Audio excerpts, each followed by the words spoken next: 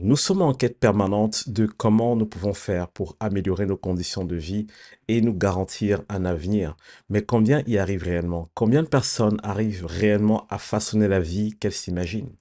Dans cet épisode, nous allons parler ensemble de comment faire pour changer sa vie.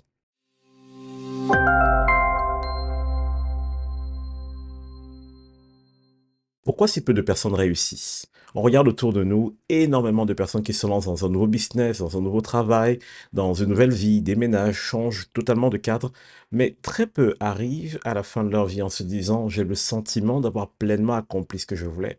D'ailleurs, si on regarde autour de soi, on a l'impression que tout le monde se plaint toujours de tout. Pourquoi si peu de personnes réussissent dans ce qu'elles pensent être bien pour leur vie? C'est la première question qu'il faut se poser et je vais aller dans le vif du sujet et déjà poser un cadre, je vais mettre un postulat vraiment de base et ça, c'est le truc qui doit absolument rester dans nos têtes. Il faut savoir une chose, il faut sortir de notre tête cette pensée: «Je ne suis peut-être pas appelé à de grandes choses». Je m'explique. Que ce soit dans le monde séculier ou bien que ce soit parmi les chrétiens que je côtoie énormément, lorsque des personnes sont face à des murs ou sont face à des difficultés, des cycles répétitifs dans leur vie, les personnes ont souvent tendance à se dire: peut-être que je ne suis pas appelé à ça. Alors les gens jugent leur capacité ou alors ils jugent la trajectoire de leur vie en fonction de ce qu'ils sont capables d'accomplir ou non. En d'autres termes, les gens ne s'évaluent pas selon ce qu'ils sont capables de devenir, mais selon ce qu'ils sont ou ont été. Donc c'est très difficile d'entrer dans sa vie en se disant: «Ben, je ne suis pas capable de faire ça, alors je ne suis pas appelé à ça». Pour moi, je pense que c'est déjà un premier frein et quand cette pensée est quelque part installée dans notre tête, ben, imaginez quoi? Quel que soit ce que vous essayerez de faire, votre cerveau va essayer de vous ramener à cet état-là, parce que finalement, c'est ça votre postulat de base. Donc la question n'est pas: «Est-ce que je suis appelé à de grandes choses ou à de petites choses?» Peu importe la dimension que ce que vous faites prend, vous êtes appelé à marquer votre génération et ça, c'est le plus important. Il y a un domaine où vous devez accomplir quelque chose et ça, c'est le plus important. Gardez juste cela en tête, que la taille ne vous effraie pas, que la question de la dimension ne soit pas la première question que vous vous posiez, mais dites-vous juste: «Moi, j'ai été appelé, j'ai été créé pour accomplir quelque chose, je vais le trouver et je vais le faire». Vous savez, Jésus avait quelques disciples, il en avait 12 notamment, et on pourrait se dire: «Comment est-ce qu'un homme avec 12 disciples peut changer le monde?» Mais aujourd'hui, on se rend compte que énormément de ce qu'ils ont fait continue de subsister, plus de 2000 ans plus tard. 12 personnes. Et donc vous vous rendez compte que ce n'est pas une question de nombre, ce n'est pas une question de: «Est-ce que je suis appelé à plus grand, plus petit?» Chacun des 12 avait compris ce à quoi il était appelé et il a juste appris à manifester ces choses. Il a juste appris à se laisser façonner pour que ces choses viennent à l'existence. Ce n'était pas un chemin facile, mais à la fin, il a réussi à accomplir ce qu'il devrait accomplir. Et beaucoup d'entre vous, vous avez une trajectoire de vie tellement intéressante, vous avez une destinée hors du commun. Mais si vous continuez à vous évaluer selon ce que vous pouvez porter avec vos petites mains, vous ne les accomplirez jamais, ces choses. Donc c'est tellement important pour nous de comprendre ces règles de base. Autre chose qu'il faut se mettre en tête, c'est que progrès et confort ne marchent pas ensemble. Je vous prends un exemple très simple, très basique. Si vous prenez quelqu'un qui a été habitué à travailler à l'usine et cette personne, elle fait les 3-8, c'est-à-dire que elle travaille, prenons le créneau de nuit, elle est habituée à se lever à telle heure, aller à l'usine à telle heure, travailler sur telle pièce de l'usine. Pour elle, c'est ça sa définition du travail. 10 ans plus tard, 20 ans plus tard, ben, le monde du travail évolue, est révolutionné et la personne se dit: «Ah ça y est, je suis inutile, je ne sers plus à rien, je vais perdre mon boulot, on m'oublie». Et il se peut que pour certaines personnes, que ce soit ajusté ou pas, ben, elle va aller dans la rue et militer: «Rendez-moi mon travail, les conditions sont inhumaines». Peut-être, dans certaines conditions, oui. Mais j'ai envie de vous dire ceci, le monde du travail évolue parce que les besoins évoluent. Mais est-ce que les gens veulent vraiment évoluer? En fait, c'est ça la clé pour transformer sa vie. À quel point est-ce que je suis flexible pour évoluer aussi? Parce que la réalité, c'est que les choses vont toujours changer. Vous savez quoi? Vos émotions aujourd'hui seront au top et demain seront en bas. Ou alors, un jour vous gagnerez beaucoup d'argent, un autre jour moins.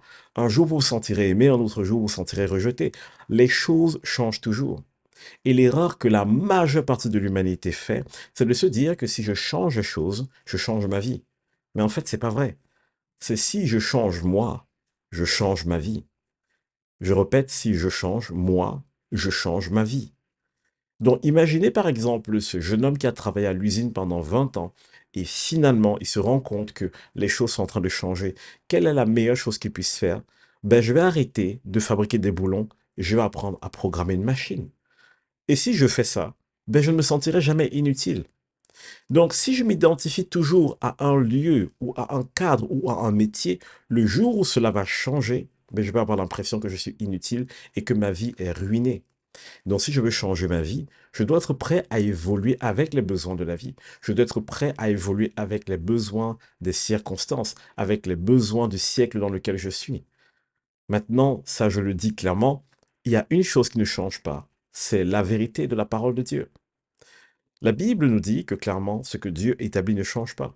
Et moi, je mets au défi quiconque qui ne le croit pas, d'aller prendre sa Bible, d'aller prendre au moins le livre de Proverbes et de lire le livre de Proverbes. Et vous allez être choqué de voir que cette sagesse qui a été écrite il y a des milliers d'années, aujourd'hui s'applique toujours. La vérité ne change pas, mais les circonstances, le cadre de vie, toutes ces choses vont toujours évoluer. Et donc, c'est tellement important pour nous de nous rendre compte que pour changer notre vie, nous devons être prêts à changer nous-mêmes, dans notre raisonnement et dans notre cœur. Et c'est ça la vraie question. Est-ce que nous sommes prêts à faire ce pas de foi? Donc, chercher tout genre d'excuses pour justifier notre positionnement, ou peut-être que ce n'est pas une excuse, hein, mais chercher tout genre de raisons ne va jamais résoudre le problème de fond. Ça va juste mettre une belle couche par-dessus, mais le problème de fond va toujours demeurer.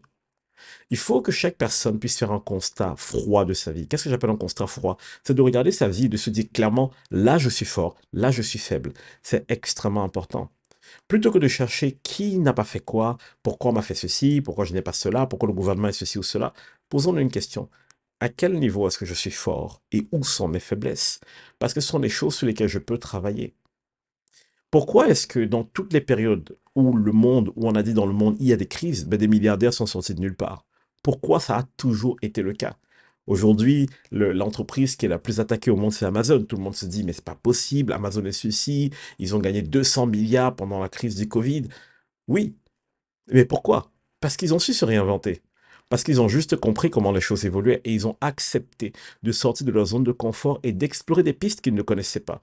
Ils se sont posé des questions et ont trouvé des solutions concrètes. Aujourd'hui, on leur en veut parce qu'ils ont trouvé des solutions concrètes. Maintenant, est-ce que toute la façon de faire est éthique? C'est pas à moi d'en juger.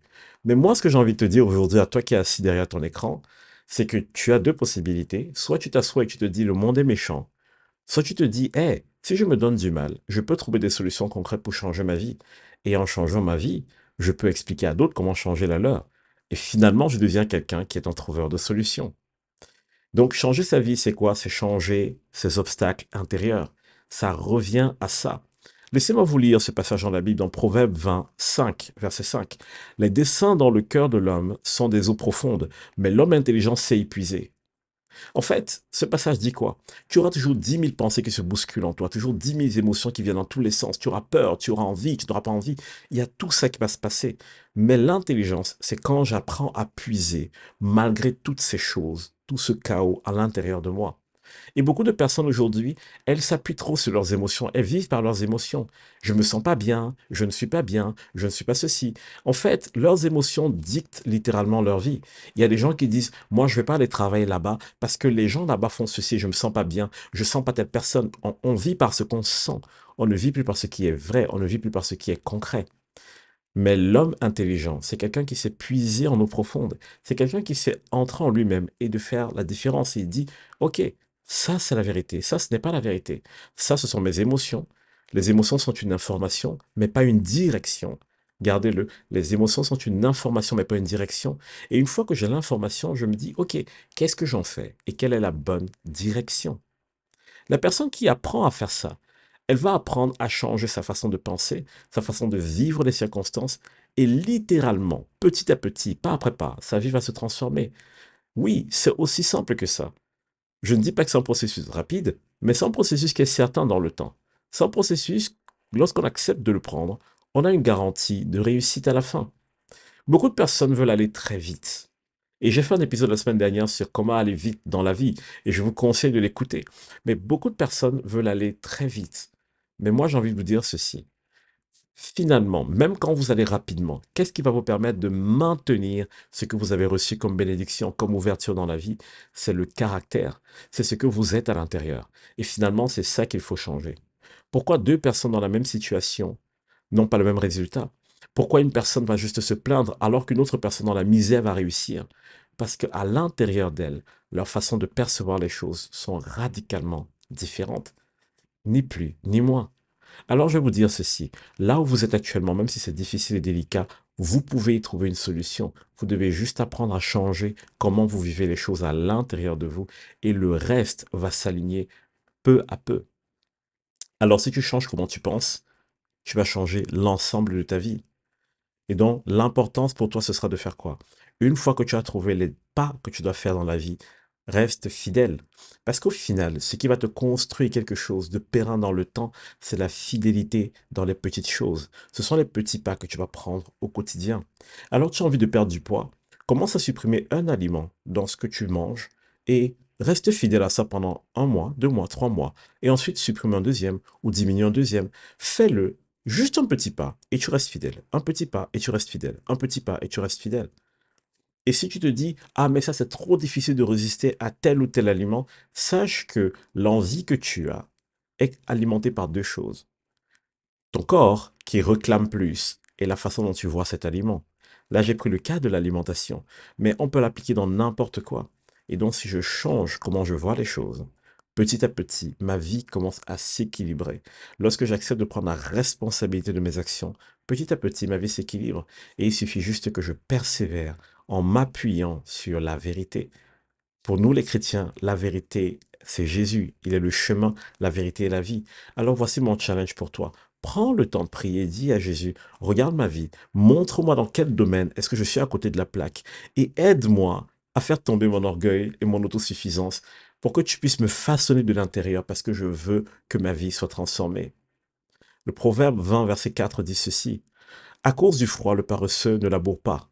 À la moisson, il voudrait récolter, mais il n'y a rien. Ce que ce verset dit est simple. Si tu peux trouver des raisons pour ton problème, tu peux toujours en trouver. Mais au bout d'un moment, cherche des solutions plutôt que de trouver des raisons. Je sais que ce n'est pas un chemin facile, mais une chose est sûre et certaine. Toi aussi, tu peux faire la différence.